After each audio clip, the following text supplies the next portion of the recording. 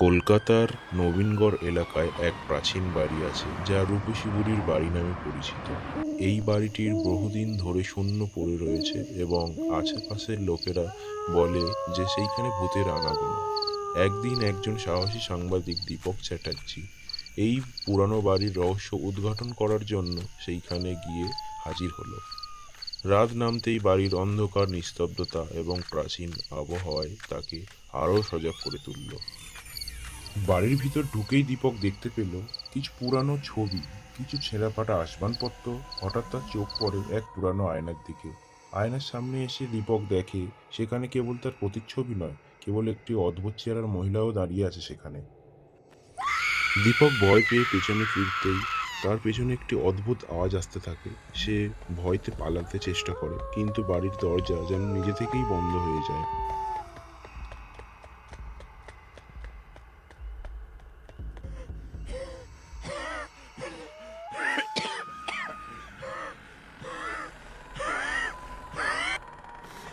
অপরদিকে একজন বৃদ্ধ পরিচালক এসে দীপককে জানায় যে, কে বাবা তুমি? আর এখানে কি করছো তুমি? আমি হলাম দীপক চ্যাটার্জি। আমি একজন সাংবাদিক। এই বাড়ির কিছু রহস্য জানতে এসেছিলাম এখানে। আর আপনি কে? আর আপনি কি এই বাড়ির সম্বন্ধে কিছু আমাকে বলতে পারেন? আমি হলাম এই বাড়ির পরিচালক বাবা। আর এখানে কেউ থাকে না বাবা। বহু বছর আগে এই বাড়ির মালিক এক মহিলা ছিল। সে একটি প্রেমের সম্পর্কের কারণে অত্যন্ত দুঃখিত হয়েছিল এবং আত্মহত্যা করেছিল। সেই থেকেই তার আত্মা এই বাড়িতে ঘোরে। আর এখানে কেউ আসেও না তেমন।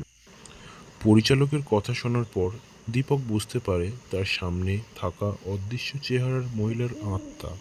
তৎক্ষণাৎ সে কিছু প্রাচীন ধর্মীয় মন্ত্র পাঠ করে এবং বাড়ির বাইরে বেরিয়ে আসে। হনুমান জ্ঞান গুণ সাগর জয় কপিশিত তিলক জাগর রামদূত অতুলতে বল ধামা अंजनी पुत्र पवन सित नामा महावीर विक्रम बजरंगी कुमति निवारत सुमति संगी। বাড়ি থেকে বের হয়ে দীপক অনুভব করে যে সে এই একটি মারাত্মক অভিজ্ঞতা পার করেছে এবং সেই অভিজ্ঞতা তার জীবনে একটি সমালোচনীয় অংশ হয়ে থাকবে।